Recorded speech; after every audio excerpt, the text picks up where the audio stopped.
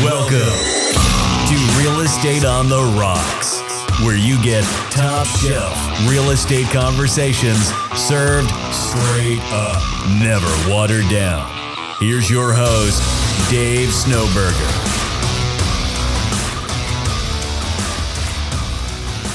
All right, welcome back to Real Estate on the Rocks. I am your host, Dave Snowberger, and I'm joined in the studio today with Marshall Tucker. What's going on?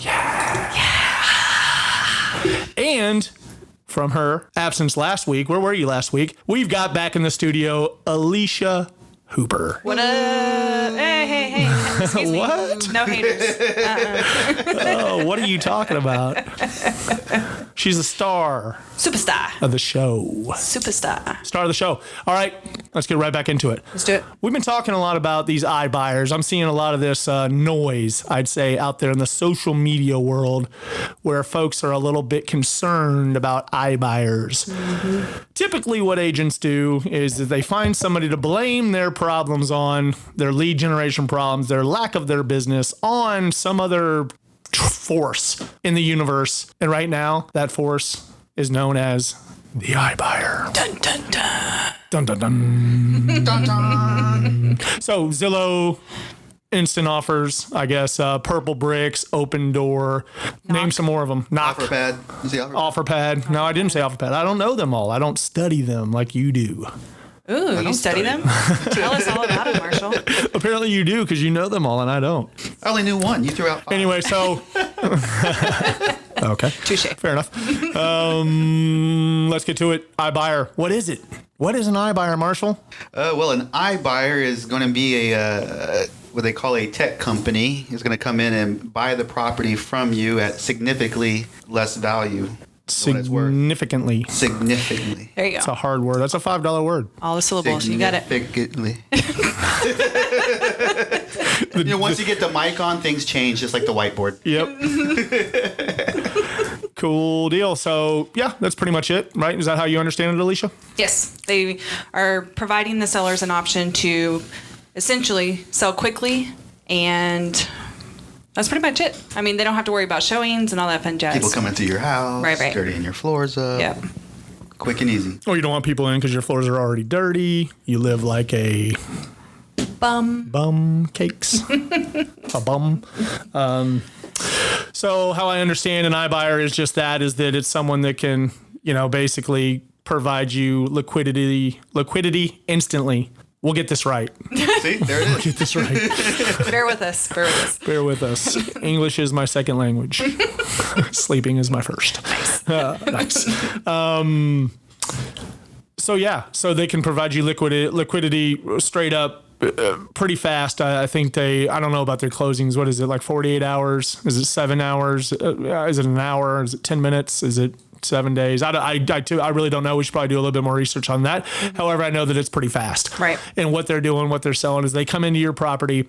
You call them up. You fill out a little information sheet. You give them way more information than you really should. You lose all your leverage right there. You now become a client or a customer, not a client, a customer of theirs. And they have no fiduciary responsibility to you whatsoever. I always beat those points up with fiduciary and functionary. Mm-hmm. They are a high-level functionary that comes in to provide you equity. You have a $400,000 house. You have $100,000 worth of equity in it. They come over. They tell you the fees are going to be about the same as a realtor, mm-hmm. a realtor's fees. And then there's some tack-on fees there at the end. You got to pay attention to everything. How I understand it, I've seen a couple of the offers come over. I think you actually texted me one. I asked a question over in Top Shelf Agents mm-hmm. about how are you, handling objections when your sellers say that they want to deal with an iBuyer. So get back to it. It's $400,000 house. You have $100,000 worth of equity. Mm-hmm. You're gonna get that $100,000 right from Open Door. Absolutely not. Awesome. So I would say that you're more than likely going to walk with about $75,000 of that. Between their fees, the same fees a realtor would charge you, their lowball offer in the first place, off of whatever. Because I mean, if you have a house that's $400,000, more than likely we've been seeing offers come in 10% under. Mm-hmm. So you're taking a 10% haircut off the top. Then you're giving up 7.1% is the last deal I saw. Then you have to wait for inspections. So their team of inspectors comes over, rips your house apart, comes in and says that you're responsible for this, this, and this. You still pay all the fees at the closing table, from how I understand it. And I heard there's a 2.5, or what we're seeing is in some markets, they're able to charge a 2.5% convenience fee. So 400,000. You've got the traditional real estate model. You've got the iBuyer model. You run through all the fees. One of them is significantly less. Let's say $38,000 less. You're giving up out of that $100,000, 62. You're taking home 62,000. They're Open Doors turning around and getting 38,000. Does that make sense? But I don't have to have anyone come through my house. You're willing to give up $38,000 to keep people out of your house? And it's quick. It's almost instantaneous, almost like 7 days. Dave, all the comps make sense. It seems like I'm getting... But they provided you the comps, and they get to control the comps and tell you. Tell me about that. What are you talking about? Oh my God. I think what they do is they go and they cherry pick the comps to get them to reflect how they want you to see the comps, because they have no fiduciary responsibility to you. So they're not providing you with the greatest comps. They're providing you with the comps that are going to make them the biggest profiter off your property. And it's not going to be you. Because what they're trying to do is they're going to turn around and they're going to sell the property traditionally. That's right. Traditionally, they're going to use a realtor that they employ to sell that home for them. Get out of here. Isn't it ironic? Oh my goodness. Yeah, so when you go to a listing appointment and they've already chatted with Open Door, so you want to have your range of price options based on the comps that you find. And for each of those mega stepping stones in the price, you're going to have a net sheet. So that way you can say, look, we can position your home to get it sold in 3 weeks just like Open Door promised if we price here, and you walk away with this much more. Right. One thing that we've done and we talked about, we kind of got the ball rolling on this iBuyer thing a while back, and I started coming up developing what you just said right there, was really kind of have this whole iBuyer thing going, but really it was going to be our own iBuyer, which would have just been an investor that would love to pick up a $300,000 house, a $400,000 house for 10% off the market price. Absolutely. They would love to do that. Absolutely. Or a wholesaler that will take it, do the same thing. Yep. Tack $10,000 on it and sell it, or sell traditionally, and then have people are avoiding realtor fees, but yet they're willing to turn around and lose. It's all perception. It's all how you're packaging it. You brought up a good analogy about the grocery store earlier. I was at the grocery store the other day, and Nicole says to me, "Oh, look, they have all these new little self checkout things that you can do up to like 50 items." I'm like, I don't want to sit at that thing and do 50 items myself. I'd rather roll my cart up and dump it out, and have it do it all and bag it for me, whatever else. I don't want to be in charge of all that stuff. Right. So that works for some people. Sure. It doesn't work for me. It's not convenient for me to go bag all my own groceries. That was my first job when I was 15 and a half years old, was I worked at the local grocery store. Can I just say that I love that you just said 15 and a half. 15 and a half. It's a Texas thing. I love it. I think I BS'd my birthday on the sheet so I could work, on the application so I could work. But I damn knew that you can work till 16. So, Good stuff. Yeah. So, back to iBuyers. Yes. I was ripping on them pretty hard. Mm-hmm. Yeah. Have any of you guys had anything yet? You've had to go up against them yet? I've only had one seller that said, "Do you know much about Open Door?" And I said, "I do not." And we carried on with our I showed one. You just swatted it down. Yeah. Okay. So Marshall comes into the office in love with Open Door. In love? What? He fell in love with Open Door. I just said it's easier to open the front door for Open Door than it is our own super boxes. Yeah. Oh, they have a differend lockbox? Yeah. You just download their app, and I'm not going to say how easy it is because it put a virus on my phone. So. I had to get a new phone after that. Yeah, so don't try it. Yeah. Had to get a burner phone. But basically, you just tell it what address you're at after you install the app, and then the front door just opened. I was like, what the? Yeah. So it looks like they're relatively easy to work with, and that's that 24-hour showing thing. You obviously couldn't do that really if there were the property was occupied. However, if it's a vacant home, and that's afterwards, right? So it'd be vacant anyway because they've already bought the house. Yeah. Boy, I'm an idiot. Yeah, already bought it. I'm still figuring this whole iBuyer thing out. 10 days to move out. 10 to 60 days. Is that what it is? I think that's what I read. Yeah. Yeah. Well, they have 3 days that are free, and then after that you're charged. You're gonna pay for so if that. you need more time to find your new home, close on it, move, etc., Right. you're having to pay to move. They'll lease it back to you. Yeah. Wow. So I can't believe people are willing to do that these days just to avoid, but you got to think, I mean, there's always room out there, and this will probably evolve better for the iBuyer. And I was just hearing some numbers on an Inman chat. Was what in Arizona they had like 3% of the market. That's pretty big, And I heard something in Dallas too that they had like 5% of the market in Dallas, which I could see. So obviously there's people finding value in it. That instant liquidity, that instant, just cash they get. Right. And then they get to figure it out. And plus it helps these days too, is some people like contingent offers. I mean, we're in that hot market again here in Austin, Texas, where this is for me the other day. I'm out looking at a new build home and like, okay, we can do this and I want to take down this lot. Oh, do you have a house to sell? Yeah, but I'm a realtor. I know the market. I know I can sell. Average days on the market where I am in my neighborhood is like 22, and we have a great house, and I'm not just saying that, but we have the house that everybody wants, in the cul-de-sac and everything else. And it'd be a great house. No neighbors behind us, backs up to a green belt. Everybody else, that doesn't have the lots that we have. So I explained this to him. He was like, sorry, we don't do contingencies. And I'm like, you don't want to sell a house today? Yeah. And he's like, well, no, you have to sell. He's like, you got to put your house up for sale first. And I was like, I don't know how that's going to work out for you with your game plan. He goes, we haven't had a problem yet. I'm like, okay. I won't bring up the home builder, but. Okay, so number one, he's not the lender, so he doesn't know your story. What if you're approved to buy without selling? Did y'all have that conversation? Yeah, but we would need the money. Okay. Yeah. But I mean, did he know that before saying No. That's what I'm saying. So, No. because there are people out there who are approved to buy before they sell. Right. No, we're definitely approved to go. We just want the money. We need the money to put down on the house, roll right? it The over. transfer, right? So we don't have any I agree. PMI or whatever it's called. So we couldn't do it. So I could see in that position, we could call open door. If you want to leave money on the table, well, go for it, man.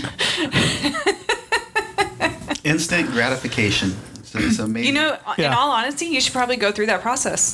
If you're serious about selling, just to see what it is. You don't have to sign anything, right? No, of course not. It's a different way to research. Yeah. So don't think much about that. I mean, I can just find it on the internet and get examples instead of, entering into somebody's database. It's probably going to sell me off to somebody else. And then, a local get realtor that's going to hammer me until I do buy or sell it. We were just listening to Zillow. Go ahead and quote some of those Zillow numbers you were just talking about.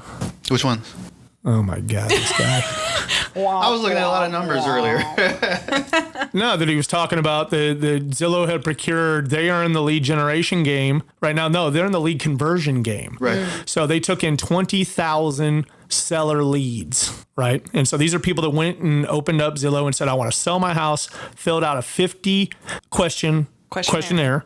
And then Zillow only bought 200 homes last year.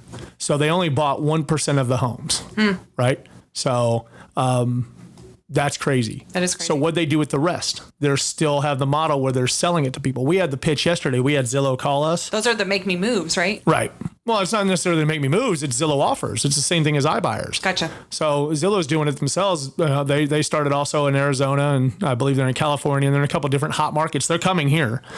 So you'll moving see the closer. marketing. You've seen the open door marketing. Does that come to your house? I mean, it just open door has not stopped. Yeah, Facebook, since it's come to everywhere. Austin. Yeah, I mean it's everywhere. I actually liked their picture the other day, so I just screenshot it, took it out. It's a picture of Austin. Thanks, Open Door. Screenshot it, superimposed a picture of myself right there, and put my own logo on it. I was like, that's a hell of a picture. Just totally ripped it from Open Door.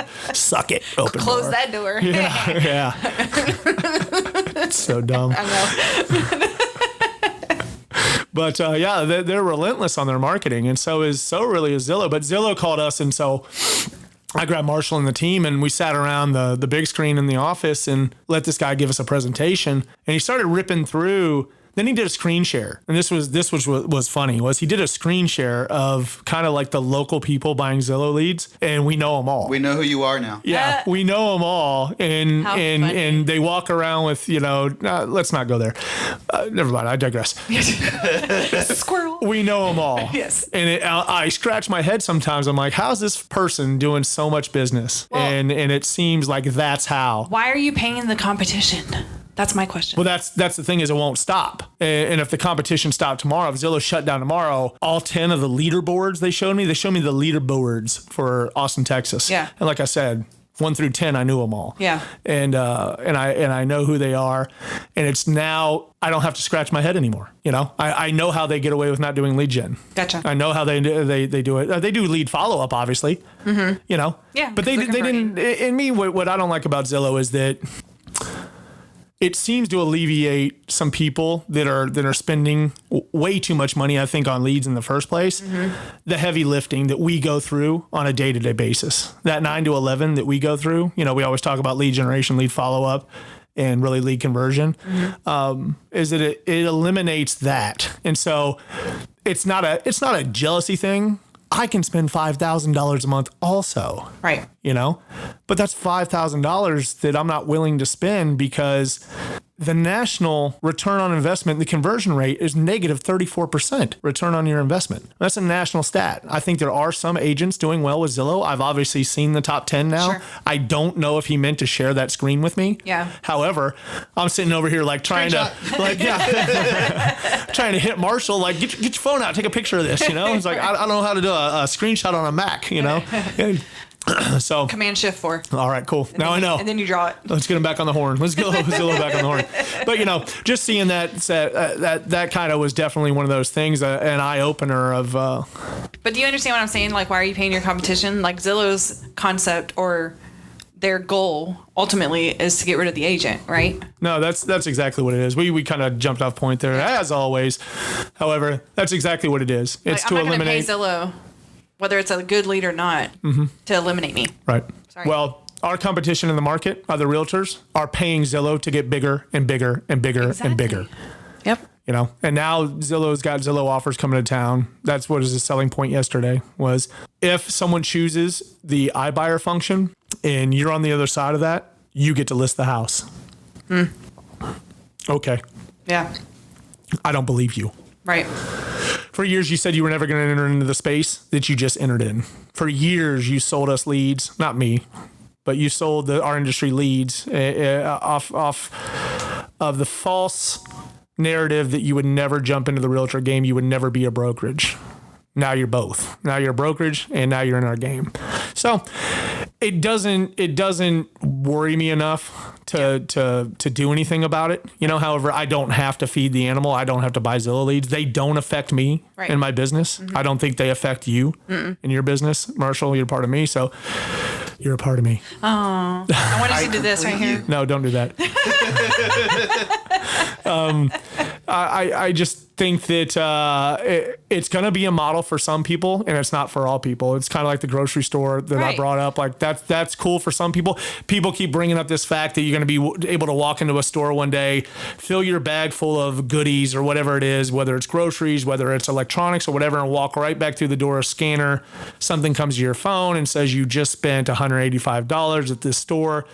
Great. You know, that's not an advantage to me right now. It's just not. It's not something I care about. Gary Keller talks a lot about that in one of the latest labs that we were in.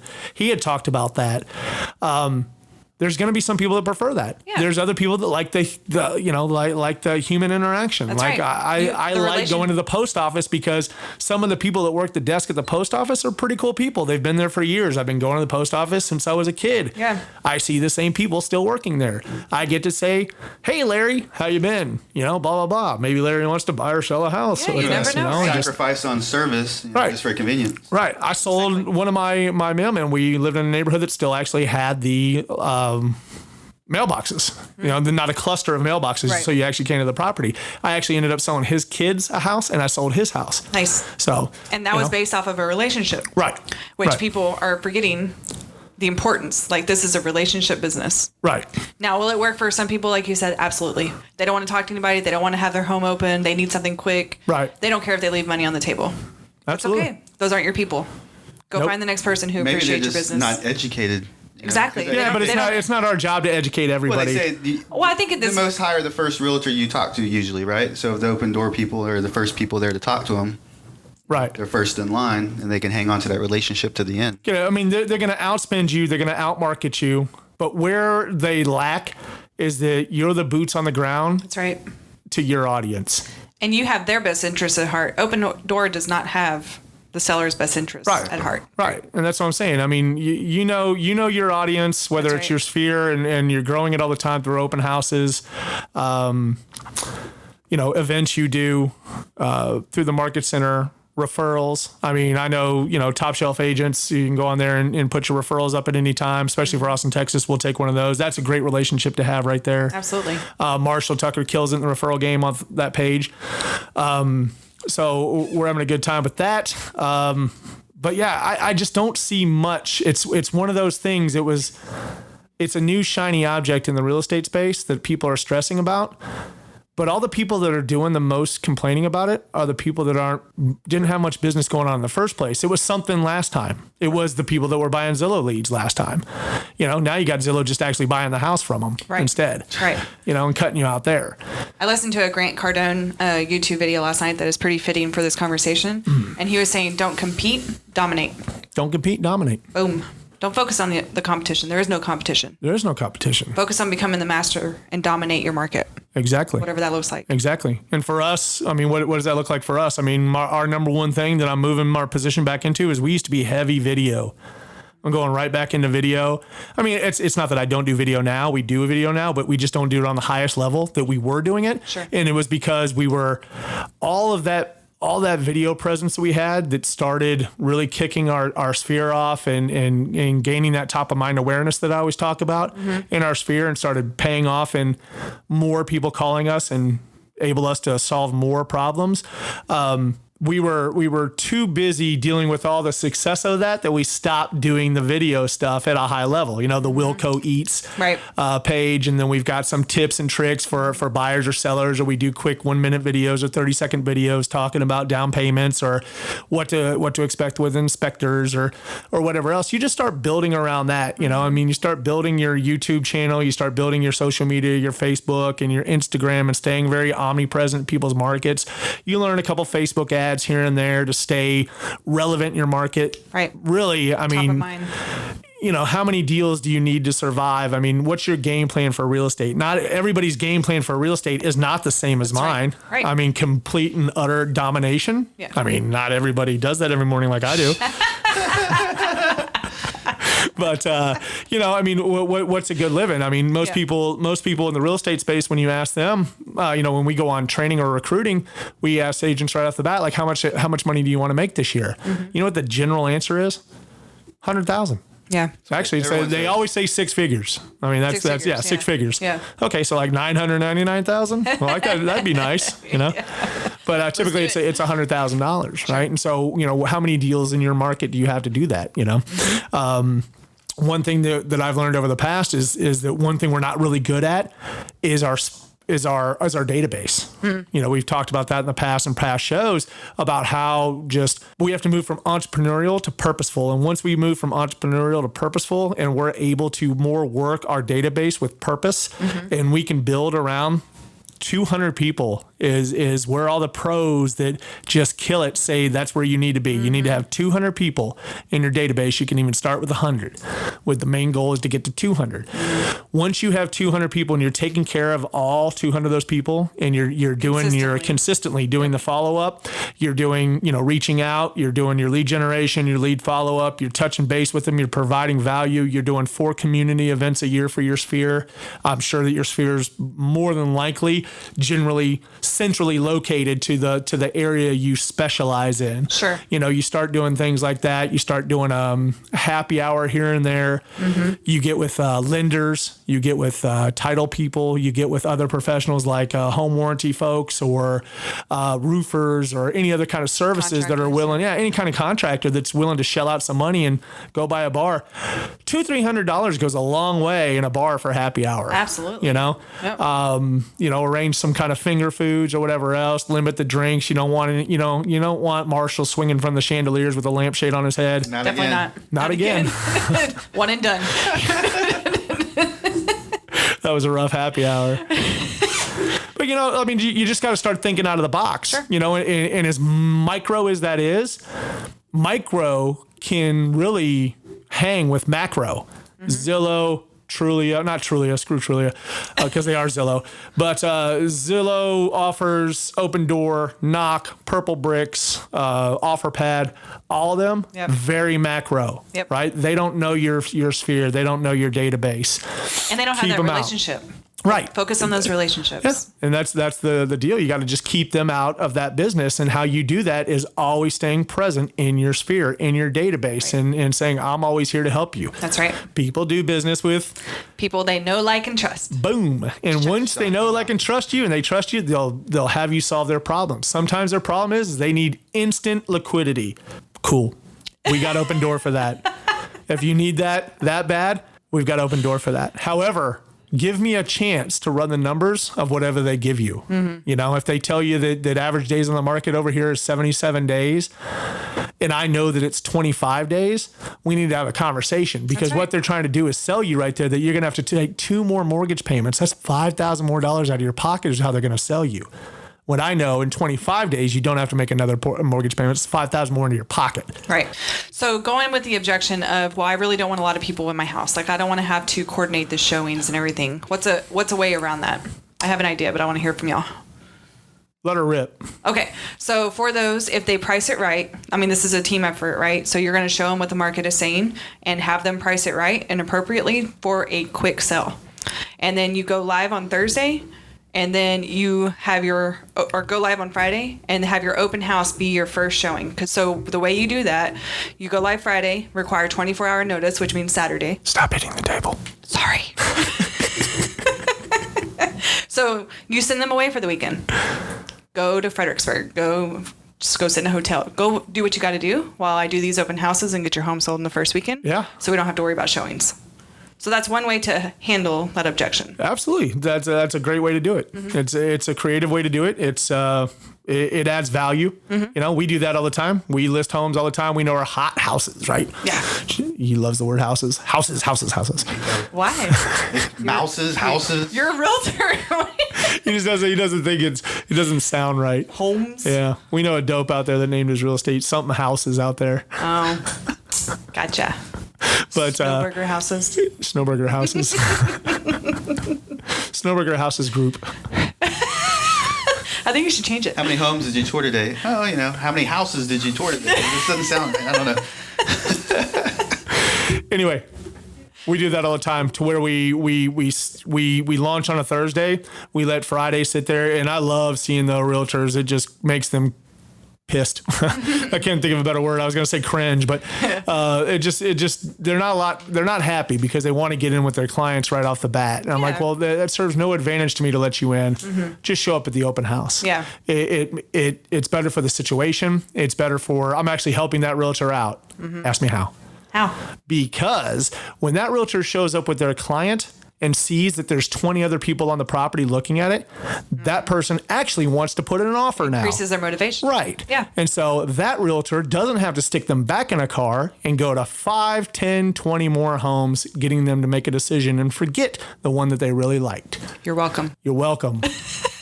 Upset realtor. Guy. Gal.com. .net. All right, we got to go. It's been 33 minutes of sheer fun idioticness. A what? I don't know. Is that a word? I don't like it. Oh. It's better in houses.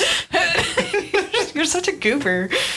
All right, so as you can tell, we did not have James Mendez, the new guy behind the glass today, so we're running the show by ourselves. So if this show sucks, please send Alicia Hooper an email at info@realestateontherocks.com.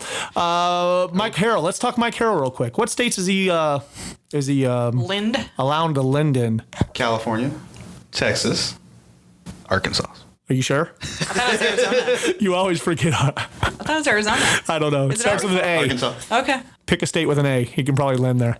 Mike Harrell with Guaranteed Rate. You can also reach him at info@realestateontherocks.com. We have a second sponsor right now. It is... Oh, we can't give them yet? Oh, we shouldn't give them yet. Oh. No second sponsor yet. Oh, nice tease. That's what she said. What? All right, we And gotta that's get a off the air. We better get off the air. Real Estate on the Rock signing out. Thank you. Bye. Is that red light supposed to be on? Bye, y'all.